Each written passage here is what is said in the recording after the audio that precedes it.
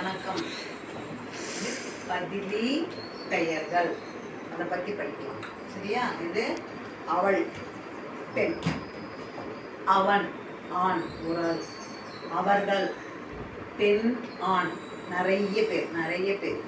அப்புறம் அது நாய்னா ஒன்று தான், பறவைனா ஒன்று தான், பூனை ஒன்று தான், மாடு ஒன்று தான். இது அவைனா நாய் நிறைய, பூனை நிறைய, அவை அப்படின்னு வாக்கியத்தில் நம்ம எழுதும்போது எழுதணும். இப்போ சொல்லாமா? இப்போ யாரு?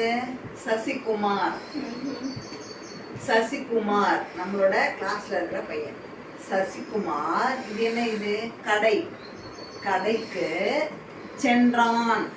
கடைக்கு போனான். திரும்ப அதே வாக்கியம். சசிகுமார் கடைக்கு போய் என்ன வாங்கினா? இது என்ன? இது பழம் வாங்கினான். திரும்ப சசிகுமார் கடைக்கு சென்றான். சசிகுமார் பழம் வாங்கினான். கடையில் போய் காசு கொடுத்து வாங்கலாம்.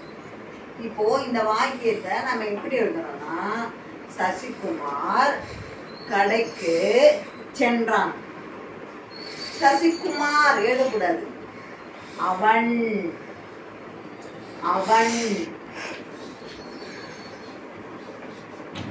ரெண்டு தடவை சசிகுமார் சொல்லக்கூடாது, ஒரு தடவை தான் சொல்லணும். இப்போ அவன், இப்போ அதுக்கு தான் அவனோட பெயருக்கு பதிலாக அவன் ஆண், அவன் பழம் வாங்கினான் அப்படின்னு எழுதணும்.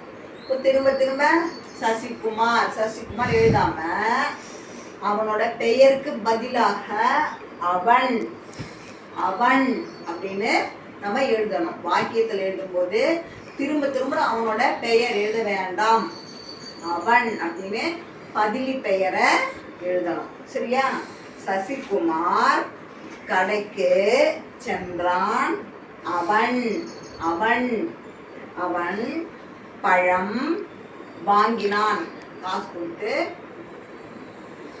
பழம் வாங்கினான். அவன்றது பதிலி பெயர்.